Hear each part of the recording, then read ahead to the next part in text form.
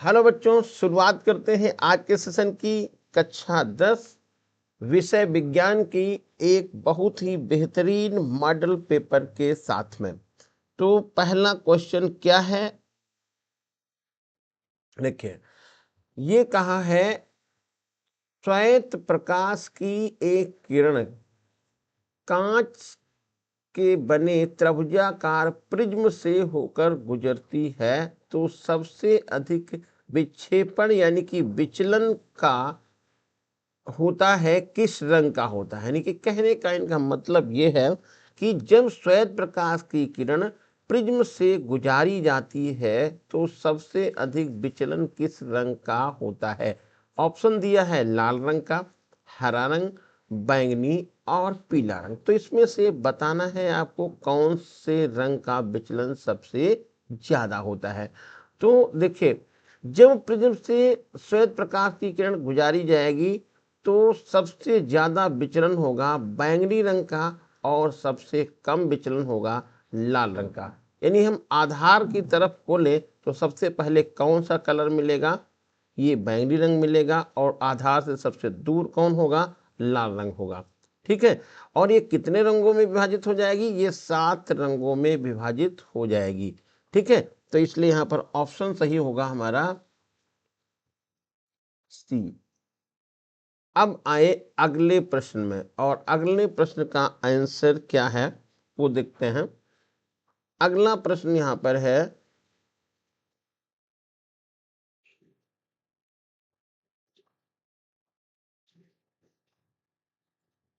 सूर्योदय एवं सूर्यास्त के समय क्षितिज पर आसमान में दिखता है। यानी कि कहने का मतलब सूर्योदय और सूर्यास्त के समय सूर्य आकाश में किस रंग का दिखाई देता है। पहला ऑप्शन दिया है श्वेताभ, रक्ताभ, नीलाभ और कृष्णाभ। यानी कि ये है श्वेत रंग का, लाल रंग का, नीले रंग का और काले रंग का। तो यहाँ पर आपको बताना है कि सूर्योदय यानी जब सूर्योदय होता है और जब सूर्यास्त होता है तो उस समय सूर्य का रंग किस कलर कैसा होता है, यानी कि सूर्य कैसा दिखाई देता है।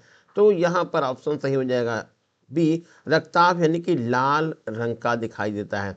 ठीक है, और यही यदि बात कर लेते हैं दोपहर में सूर्य कैसे दिखाई देता है, तो हो जाएगा कौन सा, श्वेताभ सफेद दिखाई देता है। तो यहाँ पर ऑप्शन सही होगा कौन सा, ऑप्शन नंबर बी यहाँ पर करेक्ट हो जाएगा। अब आगे बढ़ जाते हैं अगले प्रश्न में, और अगला प्रश्न है अवतल दर्पण के सामने स्थित किस बिंदु से गुजरने वाली प्रत्येक किरण, प्रकाश की किरण दर्पण से परावर्तन के बाद उसी बिंदु से वापस गुजरती है। यानी इनके कहने का मतलब ये है कि अवतल दर्पण कोई है और अवतल दर्पण के सामने उसके मुख्य अक्ष पर कोई एक ऐसा बिंदु होगा जिससे गुजरने वाली प्रकाश की किरण बिना अपना मार्ग बदले हुए उसी मार्ग पर वापस आ जाती है, यानी उसी बिंदु से वापस आती है। ऑप्शन दिया हुआ है दर्पण का ध्रुव, दर्पण का वक्रता केंद्र, दर्पण का फोकस बिंदु और उपरोक्त में से कोई नहीं। तो देखिए दर्पण का ध्रुव ये तो नहीं सही है। क्यों, क्योंकि दर्पण का वक्रता केंद्र से यदि जाती है कोई किरण, प्रकाश की कोई किरण जाती है और दर्पण पर पड़ती है तो वह अभिलंबोत पड़ती है। कैसे पड़ती है, अभिलंबोत। और ये बात ध्यान रखना है कि यदि कोई प्रकाश की किरण किसी दर्पण पर अभिलंबोत पड़ती है तो वह अपने मार्ग पर वापस लौट आती है, यानी बिना अपना मार्ग बदले उसी मार्ग पर वापस आती है, यानी उसी बिंदु से पुनः गुजर जाती है। तो फिर इसका आंसर सही होगा ऑप्शन नंबर, देखिए यहाँ पर ऑप्शन नंबर गलत पड़ गया है, लेकिन ऑप्शन नंबर से हमारा मतलब नहीं है, वक्रता केंद्र से। यहाँ पर ऑप्शन बी होना चाहिए लेकिन ये पलट गया, इधर की तरफ हो गया है। तो ये कौन सा सही हो जाएगा, दर्पण का वक्रता केंद्र। अगला नंबर देखते क्या है। किसी वस्तु का सीधा, आभासी व वस्तु से छोटा प्रतिबिंब देखने के लिए कौन से लेंस का प्रयोग किया जाता है। किसी वस्तु का सीधा, आभासी और छोटा प्रतिबिंब प्राप्त करने के लिए कौन से लेंस का प्रयोग करते हैं। तो यहाँ पर देखिए, ये पहला है, थोड़ा गलत लिख गया है, ये है उत्तल लेंस। दूसरा है अवतल, समतल और उपरोक्त में से कोई नहीं। तो छोटा और सीधा प्रतिबिंब की बात करें, सीधा, आभासी और उससे छोटा प्रतिबिंब कहाँ पर बनेगा, तो ये बनेगा उत्तल लेंस में। तो आभासी, सीधा और बड़ा प्रतिबिंब बनता है, लेकिन अवतल लेंस में आभासी, सीधा और छोटा प्रतिबिंब बनता है। इसलिए यहाँ पर ऑप्शन नंबर बी जो होगा वो करेक्ट होगा। अब बढ़ जाते हैं अगले क्वेश्चन में, और अगला क्वेश्चन क्या है।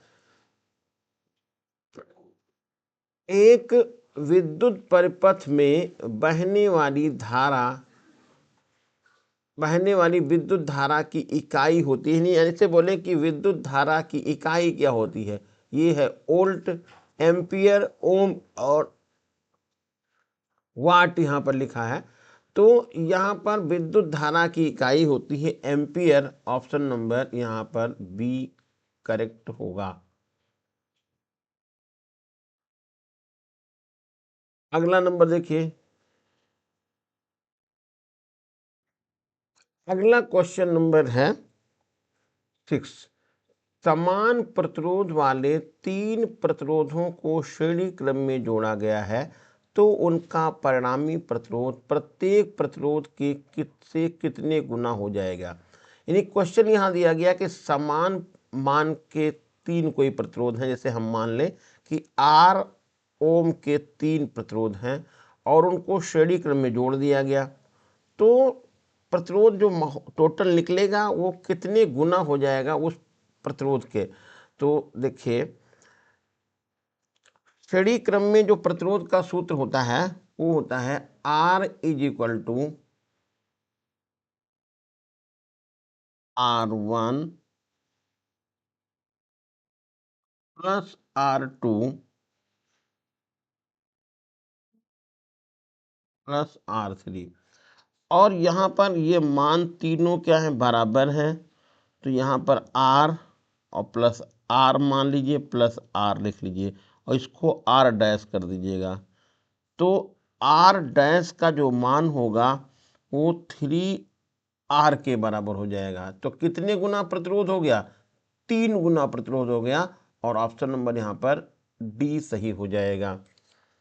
अब आ जाते अगले प्रश्न में, और अगला प्रश्न है, एक सीधे धारावाही चालक के चारों तरफ उत्पन्न चुंबकीय क्षेत्र प्रदर्शित होगा, सरल रेखी में, त्रिभुजाकार, चतुर्भुजाकार और वृत्ताकार। यानी कि इन्होंने कहा कि यदि कोई सीधा धारावाही चालक है और उसमें चुंबकीय क्षेत्र उत्पन्न है, हो रहा है, तो उसका वो प्रदर्शित कैसे होगा।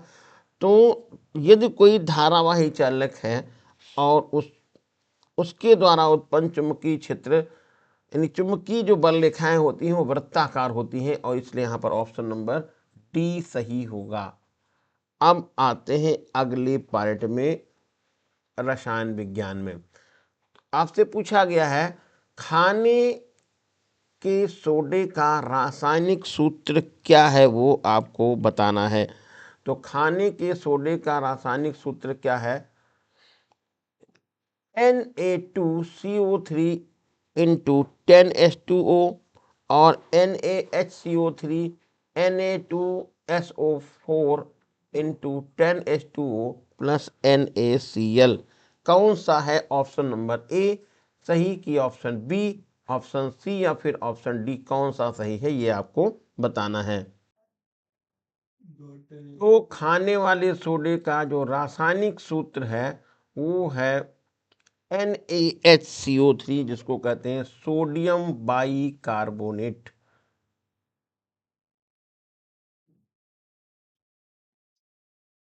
ऑप्शन नंबर बी हो जाएगा सही। अगला नंबर देखते हैं। अगला क्वेश्चन नंबर दिया हुआ है, एथेनॉल में क्रियात्मक समूह क्या है? ऑप्शन ए या फिर ऑप्शन बी, ऑप्शन सी या फिर ऑप्शन डी। तो एथेनॉल का क्रियात्मक समूह होगा सिंगल बॉन्ड OH, यानी ऑप्शन नंबर सी। अब आते हैं अगले प्रश्न में, और अगला प्रश्न कह रहा है, धातु जस्ते धातु तन HCl से क्रिया करके निम्नलिखित में से कौन सी गैस उत्सर्जित करती है या निकालती है? यानी कि यहां पर कह रहा है जस्ता तो HCl से क्रिया करके कौन सी गैस निकालती है? तो जस्ता यानी Zn plus HCl, ZnCl2 plus H2। ठीक है, कौन सी समीकरण होती है? ये Zn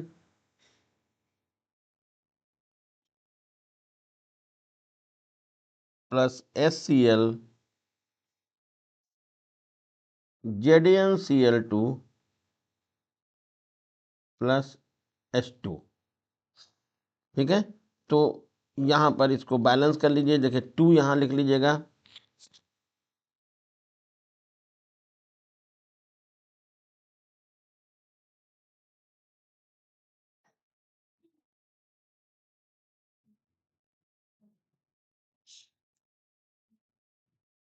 ये 4 लिख लीजिए और ये 2 यहां लिख लीजिएगा। तो कौन सी गैस निकलेगी? तो यहां पर हो जाएगा ये नाइट्रोजन गैस की, हाइड्रोजन गैस की, ऑक्सीजन की, ओजोन। तो फिर पता चल गया आंसर आपको कौन सा, ऑप्शन नंबर सी हो जाएगा, हाइड्रोजन गैस। अगला क्वेश्चन नंबर है, शुद्ध जल का पीएच मान कितना होता है? तो शुद्ध जल का पीएच मान होता है 0, या फिर ऑप्शन नंबर बी 1 या 7 या फिर 14। तो शुद्ध जल का पीएच मान होता है 7। ठीक है, तो क्यों? क्योंकि शुद्ध जल ना क्षारीय होता है ना उदासीन होता है, इसलिए ऑप्शन नंबर यहाँ पर सी सही हो जाएगा, 7। अब आते हैं अगले प्रश्न में। अगला क्वेश्चन है, एमलगम धातु होता है उपधातु, मिश्र धातु, यौगिक या फिर विषमांगी मिश्रण? कौन सा ऑप्शन सही है? तो एमलगम ये है मिश्र धातु, ऑप्शन नंबर यहाँ ये बी करेक्ट होगा। अगला नंबर है 13, निम्नलिखित में से कौन सा हाइड्रोकार्बन एल्कीन है? एस्कीन लिख रखा है, एल्कीन है, तो कौन सा है ये आपको बताना है। एथेन, मीथेन, एथिलीन और एसिटिलीन। तो ऑप्शन नंबर यहां पर सी सही हो जाएगा, एथिलीन, ऑप्शन नंबर सी। आइए अगले प्रश्न में। अब है विखंडन, द्विविखंडन विधि द्वारा जनन किसमें होता है? पैरामीशियम में, अमीबा में, यूग्लिना में, या उपयुक्त में से सभी? तो द्विविखंडन होता है पैरामीशियम में भी होता है, अमीबा में भी होता है, और यूग्लिना, अर्थात ऑप्शन नंबर डी यहां पर सही होगा। अब अगला क्वेश्चन है 15 नंबर, ये है आलिंद और निलय किस मानव अंग के पार्ट हैं? पहला ऑप्शन दिया है हृदय, दूसरा है यकृत, वृक्क और मस्तिष्क। तो आलिंद और निलय जो पार्ट होते हैं वो होते हैं हृदय के, ऑप्शन नंबर यहां पर ए सही होगा। अगला नंबर देखिए क्या है, निम्नलिखित में से पादप हार्मोन्स नहीं है? तो पादप हार्मोन्स कौन सा नहीं है? ऑप्शन नंबर आपको बताना है, ये है ऑक्सिन, जिब्रेलिन, इंसुलिन और साइटोकाइनिन। तो 16 नंबर क्वेश्चन का आंसर क्या है आपको बताइए जल्दी से। ऑक्सिन, जिब्रेलिन, इंसुलिन या cytokinin. Option A, option B या फिर ऑप्शन नंबर सी। तो इसका सही आंसर है option number C. Option number C यहां पर सही होगा। क्वेश्चन नंबर 17 है, पुष्प के जनन अंग हैं, कौन है ये आपको बताना है। ऑप्शन ए दिया है बाह्य दलपुंज एवं पुंकेसर, दलपुंज एवं स्त्री केसर, पुंकेसर एवं स्त्री केसर, स्त्री केसर और दलपुंज। तो इसमें कौन सा ऑप्शन सही है ये आपको बताना है।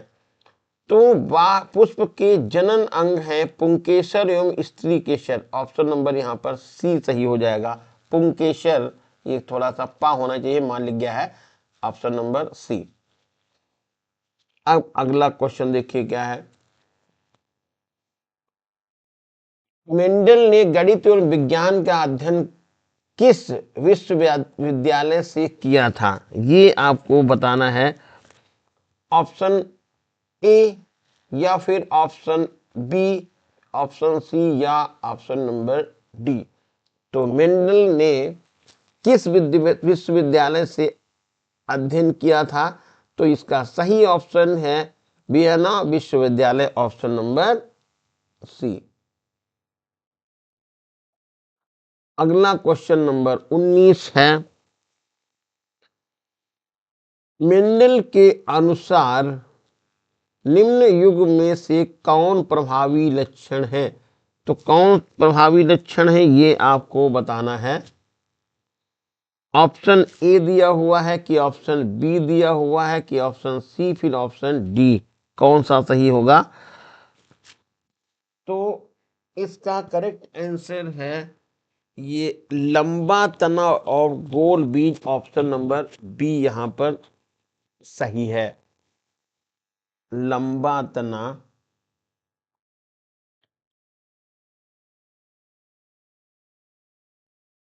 ये है, लंबा तना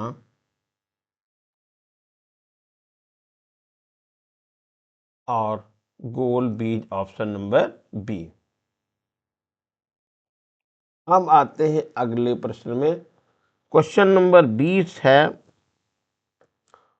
आहार श्रृंखला में प्रथम पोषी स्तर बनाते हैं उत्पादक, द्वितीय उपभोक्ता, प्राथमिक उपभोक्ता और तृतीयक उपभोक्ता। तो ऑप्शन इसमें सही हो जाएगा प्रथम उपभोक्ता यानी प्रथम, ये ऑप्शन नंबर होगा ए।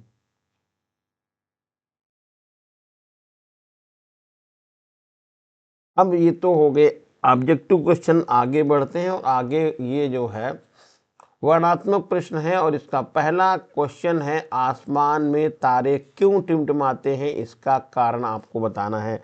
तो आसमान में तारों का टिमटिमाने का कारण क्या है, क्योंकि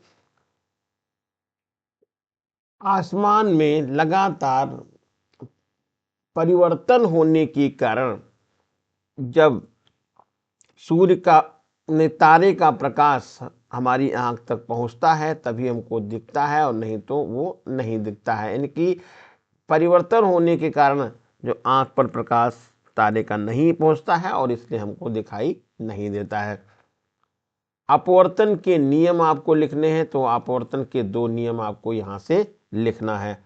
और अगला देखिए क्या है, आंख की समंजन क्षमता से क्या समझते हैं। तो नेत्र लेंस द्वारा फोकस दूरी को समायोजित करने की क्षमता को समंजन क्षमता कहते हैं।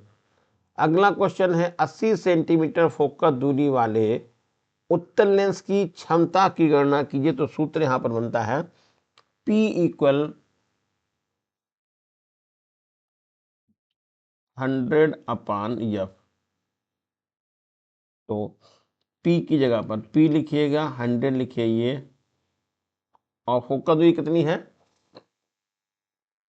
80 सेंटीमीटर। 80 यहाँ लिख लीजिएगा, 1 जीरो यहाँ से काट दीजिएगा, तो ये हो जाएगा 10/8।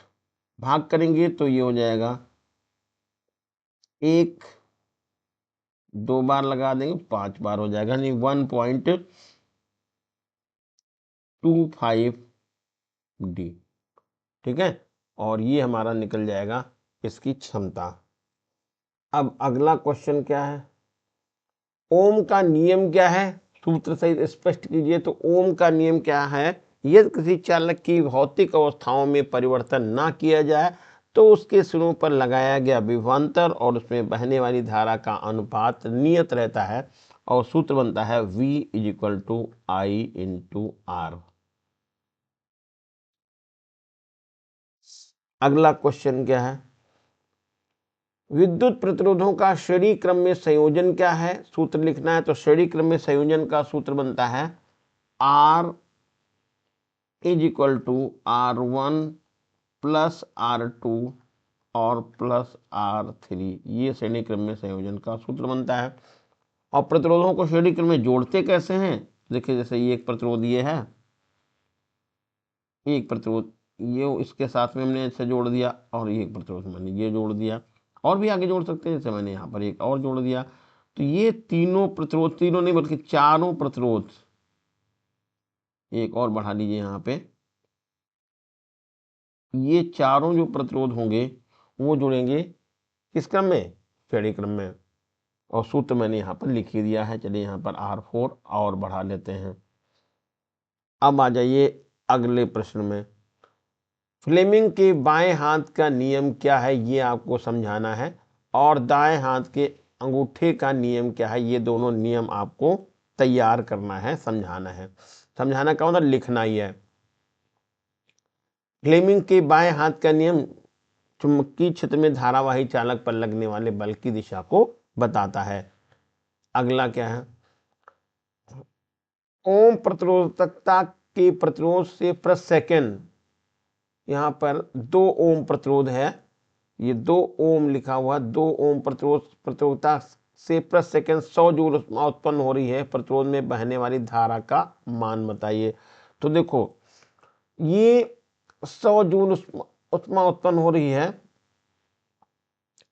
तो फार्मूला लिखेंगे P = W/T, ये हो गया। और तो W = हो जाएगा P × T, और P होता है V × I, ये T हो जाएगा। तो W = हो जाएगा, V की जगह पे I × R लिख लीजिएगा, तो I × R × I × T, ये हो गया। अब यहाँ पर क्या है, ये आएगा W = I² R × T, ये सूत्र बन गया। W की जगह पे 100 लिख देंगे, 100 ये लिख गया, 100 हो गया। और I का मान हमको पता करना है, तो I की जगह पे I² लिख लें, और R का मान 2 लिख देते हैं, और टाइम कितना लिख देते हैं, टाइम है 1 सेकेंड, तो 1 सेकेंड ये हो गया। तो I² का मान निकल के आ गया I² 100/2, यानी कि ये हो जाएगा कितना, 50। तो I² हो जाएगा 25 × 2, तो I का मान हो जाएगा 5√2 एम्पियर, 5√2 एम्पियर। अब अगला क्वेश्चन क्या है, चुंबकीय क्षेत्र में स्थित धारावाही चालक पर लगने वाला बल किन किन कारकों पर निर्भर करता है। तो ये होता है formula F = I/BL sin theta. चुंबकीय क्षेत्र में धारावाही चालक पर लगने वाला बल धारा पर, चुंबकीय क्षेत्र पर और चालक की लंबाई पर निर्भर करता है, साथ में धारावाही चालक और चुंबकीय क्षेत्र के बीच में कोण कितना बन रहा है उस पर निर्भर कर रहा है। फिर अगला क्वेश्चन यहां पर आता है, सामान्य घरेलू परिपथ का एक नामांकित यानी कि व्यवस्था का आपको आरेख चित्र बनाना है। अब यहाँ पर अगला क्वेश्चन देखते हैं। निम्नलिखित अभिक्रियाओं के लिए संतुलित रासायनिक समीकरण लिखना है। तो पहली समीकरण लिखनी है calcium hydroxide plus carbon dioxide और कैल्शियम कार्बोनेट प्लस जल। तो कैल्शियम हाइड्रोक्साइड का सूत्र बनता है CaOH का होल ट्वाइस, CaOH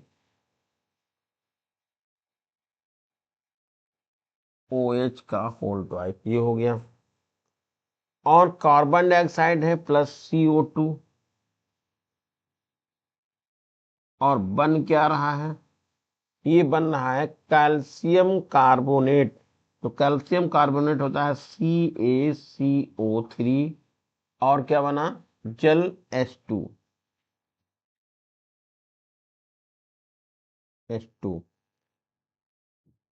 ये हो गया H2O।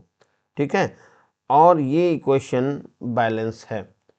अगला नंबर देखिए क्या है, जिंक सिल्वर नाइट्रेट से क्रिया करता है।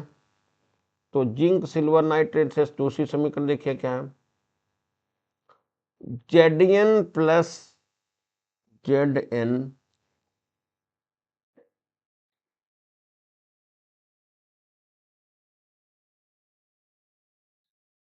Zn प्लस सिल्वर नाइट्रेट होता है AgNO3, AgNO3, और क्या बना रहा है, ये जिंक नाइट्रेट बन रहा है। तो ZnNO3 का होल ट्वाइस, और साथ में सिल्वर बनना है, सिल्वर, ये हो गया Ag। अब बैलेंस करना है। तो देखो बैलेंस करना है तो Zn तो ये होगा, और यहाँ पर AgNO3 का होल ट्वाइस, तो Na3 डबल है, तो डबल करने के लिए यहाँ पर Ag को डबल करना पड़ेगा, तो 2 ही हो गया। और 2 ये हो गया, तो यहाँ पर भी आपको Ag को डबल करना पड़ेगा, ये 2Ag लिखना होगा, और ये इक्वेशन हो जाएगी आपकी बैलेंस। ठीक है, अब आते हैं अगला नंबर। ये नाइट्रोजन और हाइड्रोजन अमोनिया बनती है, इंपॉर्टेंट बहुत ही क्वेश्चन है। तो इसका तो देखिए सीधा तरीका है, ये आपको पहले नाइट्रोजन लिखना है N2, ये N2 हो गया नाइट्रोजन, प्लस हाइड्रोजन H2 हो गया। अमोनिया का सूत्र बनता है 2NH3, 2 ये NH3 अमोनिया होती है। अब यहाँ पर 2NH3 आपको लिखना पड़ेगा, बैलेंस कर लीजिएगा। तो यहाँ पर नाइट्रोजन देखिए, 2 नाइट्रोजन 2 हो गई, और हाइड्रोजन कितनी है, यहाँ पर 3 2 6 हो जाएगा, 3 दूनी 6, यहाँ पर 3 लिख दीजिएगा, बस ये बैलेंस हो गई, ये 3 आएगी, ऐसे लिख लीजिएगा। ठीक है, और अब बची कौन सी, लास्ट वाली क्वेश्चन, बेरियम क्लोराइड और सोडियम सल्फेट, ये मिल करके बनता है बेरियम सल्फेट और सोडियम क्लोराइड। तो बेरियम क्लोराइड BaCl2, यहाँ पर ये 4 नंबर क्वेश्चन लिख लेते हैं, BaCl2 बेरियम क्लोराइड, ये हो गया। और ये है सोडियम सल्फेट, तो Na2 plus Na2SO4 sodium sulphate हो गया। और बनेगा क्या, ये है बेरियम सल्फेट, तो BaSO4 BaSO4 और plus sodium chloride NaCl, NaCl। अब बैलेंस करना बाकी रह गया है। तो देखिए यहाँ पर सोडियम कितना है, सोडियम है 2, Na2 लिखा है, तो आपको 2 यहाँ पर लिख देना है, और ये हो गया Cl2 देखिए कितना था, Cl2 2 है, ये भी बैलेंस हो गया। तो इस तरह से ये चारों समीकरण आपकी बैलेंस हो गई। अब आगे बढ़ जाते हैं अगले प्रश्न में। ये दिया हुआ है रासायनिक समीकरण द्वारा कारण सहित बताइए। तो ये कह रहे हैं कॉपर की छड़ को सिल्वर नाइट्रेट के विलेन में डालने पर विलेन का रंग नीला हो जाता है, क्यों हो जाता है? तो देखिए कॉपर सल्फेट, कॉपर की छड़ को सिल्वर नाइट्रेट के विलेन में डालने पर तो ये यहाँ पर रंग नीला क्यों कर देती है? तो इसके लिए यहाँ पर इक्वेशन बन जाएगी कॉपर यानी कि Cu,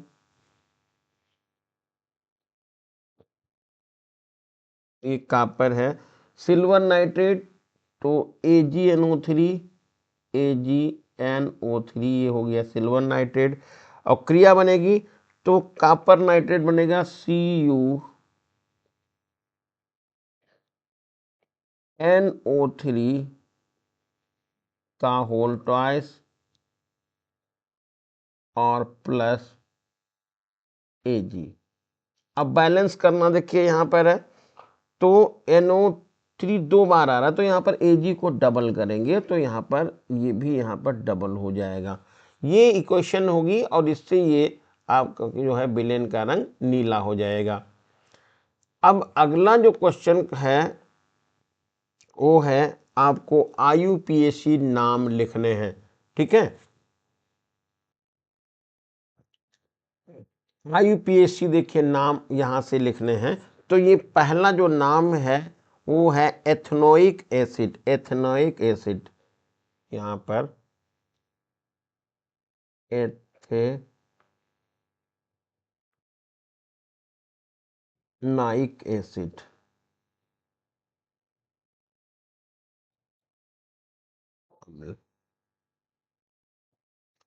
और दूसरा है यहाँ पर ये है मेथेनल, HCHO, मेथेनल।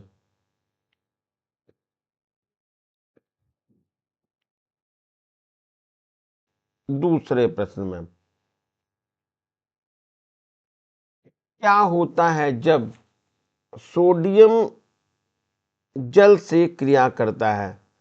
तो सोडियम जल से क्रिया करता है तो ये क्वेश्चन बनेगी, देखिए सोडियम जल से क्रिया करेगा तो सोडियम हाइड्रोक्साइड और हाइड्रोजन गैस बनाएगा, ठीक है। तो सोडियम हाइड्रोक्साइड और हाइड्रोजन गैस बनेगी। सेकंड नंबर है कैल्शियम ऑक्साइड जल से क्रिया करता है तो कैल्शियम हाइड्रोक्साइड और उष्मा उत्पन्न होगी। फिर यहाँ पर है लाल तप्त लोहे पर जल की वाष्प, तो ये आपका बनेगा फेरस सल्फेट और H2O बनेगा। और फिर अगला है एथनॉल को सांद्र H2SO4 के आधिक्य के साथ यहाँ पर गर्म किया जाएगा तो क्या बनेगा? ये एथेन गैस बन जाएगी। और यहाँ पर एथिल एल्कोहल सोडियम के साथ क्रिया करके ये क्या बनाएगा? ये लिखना है मेथेन का दहन होता है तो मेथेन के दहन से कार्बन डाइऑक्साइड और उष्मा मिलती है, ठीक है। ये इक्वेशन आपको तैयार करनी है। फिर अगला क्वेश्चन आता है निम्नलिखित पर संक्षिप्त टिप्पणियां लिखिए। सावनीकरण है, हाइड्रोजीकरण है और विकृति गंधिता है, इन पर आपको टिप्पणी लिखनी है। अब आगे बढ़ जाते हैं। मानव श्रृंखला एवं आहार नाल में ऊर्जा के प्रवाह की उदाहरण सहित व्याख्या दीजिए, यानी कि आपको ये लिखना है। ये थोड़ा सा यहाँ गड़बड़ है, आहार नाल होना चाहिए, आहार नाल, आहार नाल पढ़िए इसको।